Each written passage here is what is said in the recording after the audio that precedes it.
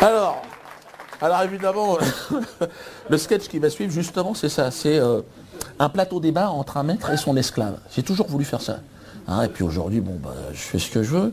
Donc, alors évidemment, ça demande un petit peu d'imagination de la part du spectateur. Hein. Pour ça, toi, tu vas avoir du mal, à mon avis. Franchement, il reste. Hein, maintenant, c'est bientôt la fin.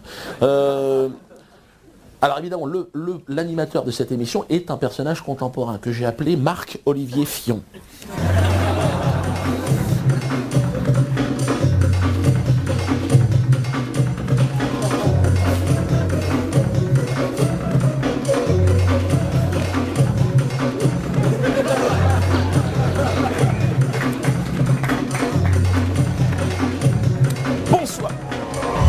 Bonsoir. Bonsoir et bienvenue dans cette toute nouvelle émission intitulée Vérité, vérité historique. C'est la première fois dans l'histoire de la télévision que nous allons tenter d'abattre les frontières de notre temps. C'est possible grâce à un procédé d'hypnose unique au monde. C'est la première fois dans l'histoire de la télévision que nous allons remonter dans le temps. Car c'est parce que les cellules de notre corps, si vous voulez, ont une mémoire que nous sommes parvenus à remonter par ce procédé hypnotique jusque dans la conscience de nos deux invités de ce soir. Alors le premier, vous le reconnaissez peut-être, Gérard Janvion. Bonsoir Gérard. Gérard Janvion, ancien international de football, hein, qui a fait les beaux jours des Verts. Aujourd'hui patron de PMU à Fort-de-France. Hein, on ne peut pas évidemment jouer au football toute sa vie. Alors, Gérard n'est plus Gérard, il ne répond pas parce qu'il a été hypnotisé il y a maintenant 1 heure. Gérard n'est plus Gérard, nous sommes au XVIe siècle, nous sommes sur la plantation Janvion. Gérard n'est plus Gérard, il est son ancêtre. Et son prénom est Pot de Fleur. Hein, Pot de Fleur étant le joli prénom que lui a donné son maître, hein, cette dimension un peu poétique de la fleur. Alors, de l'autre côté, vous le reconnaissez certainement, vous dites, mais qu'est-ce qu'il fait là, Bernard-Henri Lévy? Bonsoir Bernard, merci à vous de vous être prêté au jeu de cette émission. Hein, le philosophe de talent qui nous envie le monde entier, hein, qui est là ce soir, bon évidemment, qui est accessoirement producteur de l'émission, hein, et propriétaire de la chaîne. Alors, Bernard lui aussi a été hypnotisé. Bernard n'est plus Bernard. Nous sommes au XVIe siècle. Nous sommes sur la plantation Janvion. Il s'appelle Auguste Lévy. Il est propriétaire de cette plantation et de bien d'autres plantations. Hein. J'ai vu qu'il y avait également des bateaux négriers. Il y a également une banque. Alors, ma première question, je vais la poser à Auguste. Comment choisit-on un esclave? Comment ça se passe? Comment on reconnaît l'esclave? Comment ça? Je veux dire, c'est un marché, c'est un grossiste, c'est un détaillant, on peut toucher, TTC, hors taxe, paquet cadeau possible. Non, non, non. Pot de fleurs, c'est moi qui l'ai choisi. Il m'a pas coûté cher.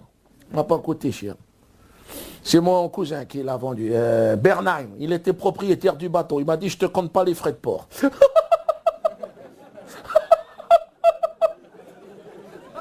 Mais ça serait à refaire, je prendrais un nègre kénésien. Ah. Puis là, il est fatigué, il est malade. Vous l'entendez, il tousse et tout ça. Je prendrais, si je refais, aujourd'hui j'achète le nègre qu'on fait d'élevage. Oui, le nègre d'Afrique, il est méchant. Ah, sauvage. Puis lui, c'est pas l'Afrique sable fin cocotier, attention. On est allé chercher les éléphants, les dinosaures, là. Ouais. Il est croisé avec un gorille, hein, ça se voit. Les oreilles, c'est plus petit. Hein. Si. Gorille. Le nez, regarde le nez, c'est pas un nez. Deux sorties de trompette, la nature est méchante avec ces gens-là. Hein. Ça te renifle un cul de babouin à 300 mètres. On aurait pu le mettre à la chasse, mais je lui ai scié la jambe. Il se sauvait toujours, il m'a mangé 2 chiens. Hein. Ah, il était méchant, hein. On l'a castré et tout. Mais je l'ai laissé se reproduire. Hein. Je castre pas comme ça, non. Toujours. Il faut les laisser se reproduire. Lui, hein, je lui ai laissé faire 2 saillies. Je voulais l'appeler 2 saillies d'ailleurs. Mais c'était déjà pris. Et là, il est bien comme ça. Il y a un petit garçon, hein, tu as eu un bébé. Comment j'avais appelé chasse d'eau. Voilà, chasse d'eau. Il avait la tête d'une chasse d'eau. J'ai dit, toi, tu t'appelles chasse d'eau. Et la petite fille, robinet. Ah, à l'époque, j'étais dans les travaux. Je cherchais plus loin.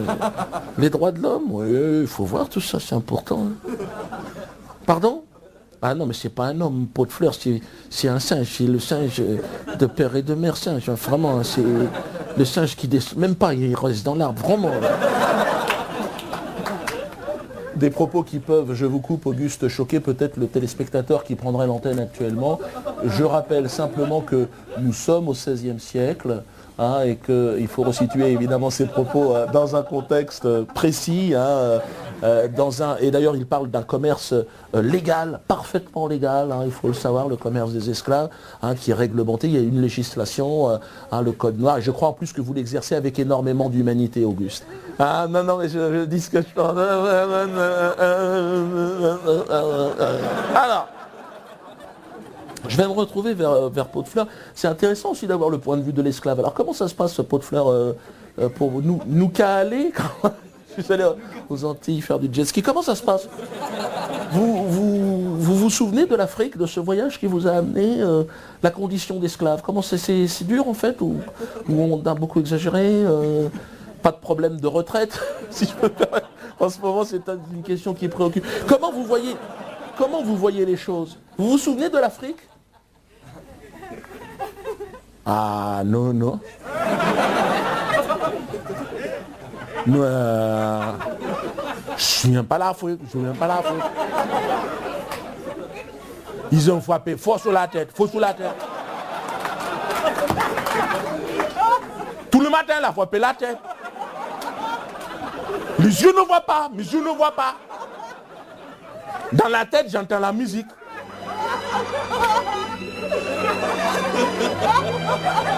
Georgia, Georgia, maman, Foussa. Non, je n'aime pas cet homme. C'est un mauvais maître. Il a vendu mon enfant. Il a vendu chasse d'eau. Moi, je vais rester avec chasse d'eau. Moi, je crache sur cet homme. Il a fait la grossesse à Robinet. Je préfère aller sur la plantation d'un chrétien. Qu'est-ce que vous êtes en train de dire là? Je préfère aller sur la plantation d'un chrétien. Qu'est-ce que c'est? Ouais, on me fait signe en régie, attention là. Hein, ce sont des propos qui incitent à la haine, j'ai l'impression. Ouais, votre statut d'esclave ne vous intéresse pas tout, attention. Hein. On me fait signe en régie, bien sûr. La LICRA vient d'appeler. Ah bah oui, oui. Un procès va être intenté, bien sûr, par la LICRA, par M. Guerlain, c'est normal. Enfin, et croyez-moi bien que ça va vous coûter cher quand vous allez vous réveiller, Gérard. Hein. Je crois que le commerce, il va falloir le vendre, là. Attention, hein. Ce sont des propos inqualifiables. Je suis désolé, Augustin, par ce dérapage. La bête immonde est toujours présente. Hein. Elle est tapie dans l'ombre, hein. Elle surgit. Ça va aller? Je sens que vous êtes touché. Hein. Enfin, vous voulez un peu d'eau, peut-être? Ou un massage des lombaires, quelque chose? Vous voulez conclure? Ah, ça va. Toi, pot de boudin, tu vas voir tout à l'heure. C'est dur. Esclavagisme, c'est dur. C'est pas mon genre de pleurnicher, mais on a souffert. Des fois, je me dis, j'aimerais être à leur place. Je vous le dis directement. Ah, eux, ils sont bien, ils chantent. Maman Foussa. Moi, je chante pas Maman Foussa, moi. Mais c'est joli, je m'arrête de temps en temps sur le bord du champ, j'entends, j'ai dit, c'est joli. Quand la canne à sucre, ça ne marchera plus, il faudra les faire chanter. Hein? Il y aura encore un billet à faire.